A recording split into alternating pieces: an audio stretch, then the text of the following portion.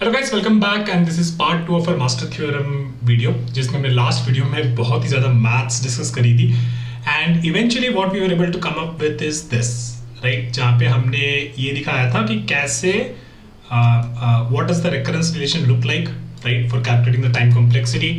This m is basically the number of sub problems. This n by b is the input size of the sub problem for a given problem.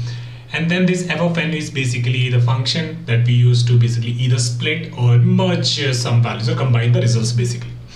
Right? And then we said that this f of n can be thought of it like this, that where f of n is equal to n by power d for some constant d greater than equal to 0. Right? This n of d is basically something that is known to us like merging in merge sort. So in that case, the time complexity for merging is big of n at each level, right? Then what we discussed is this formula that we kind of derived, where r is equal to m by bd, and all m, b and d are kind of taken up from here. And based on the value of this r, right, this ratio, if r is equal to 1, then the formula is n power d multiplied by log bn.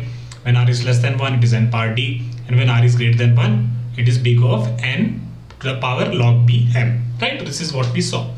Now let's talk about a merge sort, right? तो merge sort में हम क्या करते हैं, हम लोग basically कोई भी हमारा फंक्शन होता है सब विद सम प्रॉब्लम n, उसको हम डिवाइड करते हैं टू टू सब problems n by 2 and n by 2, ठीक है?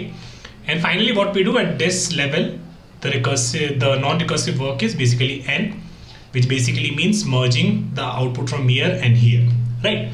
So we can write our merge sort like this. So basically t of n is equal to, we divide into two sub problems, so 2 multiply by the input size of each sub problem is n by 2, right? And then my f of n becomes n here, basically n, basically the non-recursive work in this sub problem, which is basically merging, right? So this is how we can write the recurrence relation for a merge sort. Now let's try to substitute the values here. तो हमारे पास m क्या है, हमारे पास m है 2, b क्या है, b है हमारे पास 2, ठीक है? एंड d क्या है हमारा, d है basically n power d is equal to n, तो d हमारा हो जाएगा 1, right? Now let's calculate the r for here. r is basically m by b power d. तो m कितना है अपना 2, ठीक है? b कितना है अपना 2, राइट? एंड d कितना है 1. तो r कितना हो गया अपना, r हो गया अपना 1.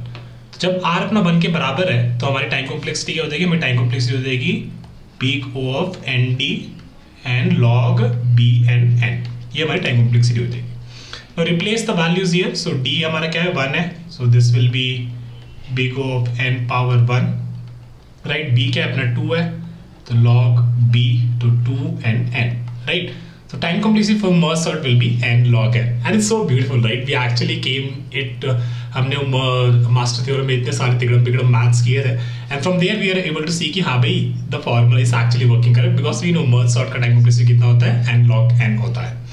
Now let's talk about a binary search, right? तो binary search में हम क्या करते हैं, binary search में हमारे पास एक input होता है n, right? And then we do that middle and all those things, and then what we do after n, our input size is n by 2, ठीक है?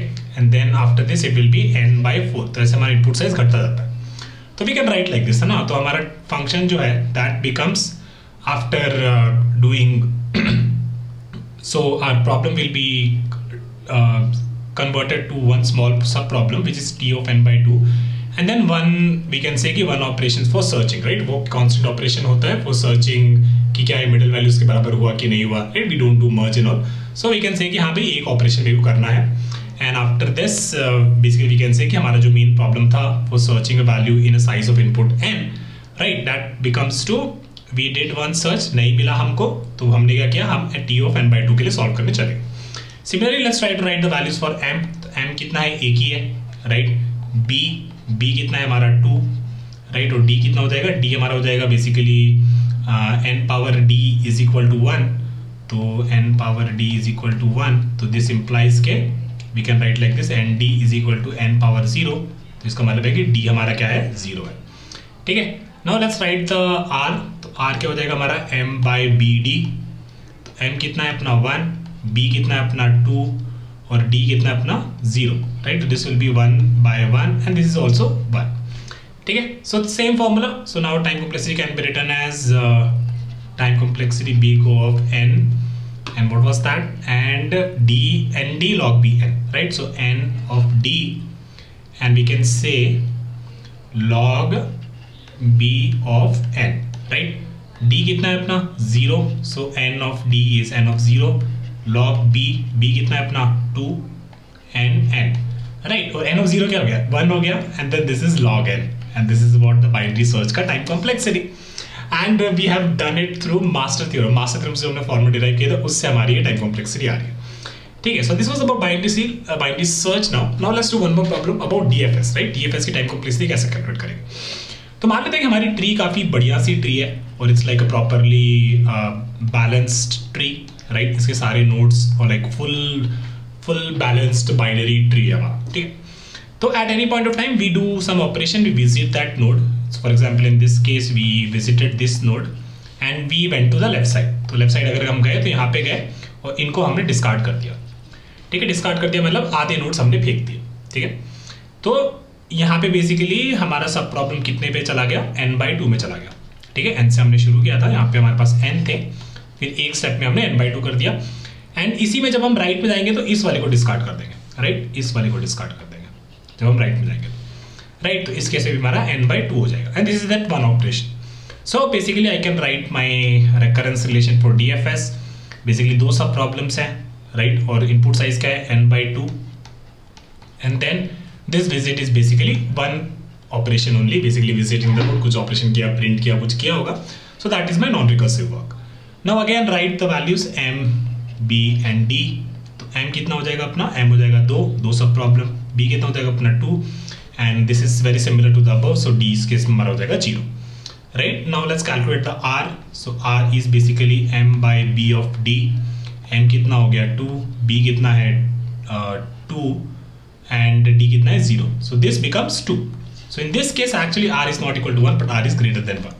तो r जब greater than 1 है तो हमारा क्या होता है? Let's see there. r is greater than 1, so it is n log b of m. ठीक है, n power log b of m. हमारी टाइम कॉम्प्लेक्सिटी क्या हो जाएगी? n power log b of m. ठीक है, now substitute the values from here. So we can say n log of b मतलब 2 and m is also 2.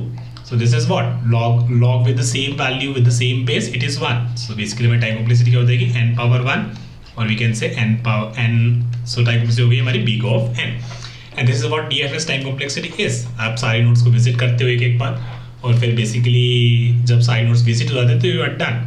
So basically visiting each nodes. तो अगर n nodes है मेरी list में तो basically आपको टाइम कॉम्प्लेक्सिटी कितनी लग गई? लीनियर लग गई, right? So these are some practice problems. As we go on in this playlist will discuss more problems and think about this formula. तो बेसिकली आपने ये फॉर्मूला याद रखना है, ठीक है? और ये फॉर्मूला इतना मुश्किल नहीं है याद रखने को. It is very simple. This thing तो आपको ऑलरेडी याद हो जाना चाहिए और ये भी आपको याद हो जाना चाहिए और ये भी याद हो जाना चाहिए. The only thing that you have to know is this part. ये आपको याद रखना है. रट्टा मार लो, जो मार लो, बट ये हमारे पूछा जाता है. जब भी डिवाइड एंड कॉन्कर का क्वेश्चन पूछा जाता है तो उसमें टाइम कॉम्प्लेक्सिटी डिराइव करने के टाइम ये आपको बहुत हेल्प करेगा. और कहाँ से आया उसका पूरा तिगड़म भारी मैथ्स हमने लास्ट वीडियो में डिस्कस किया था. Okay, so that's it for this video and now हम लोग अब DNC टेम्पलेट का यूज करके कुछ प्रैक्टिस प्रॉब्लम्स करेंगे. सी यू सून, बाय.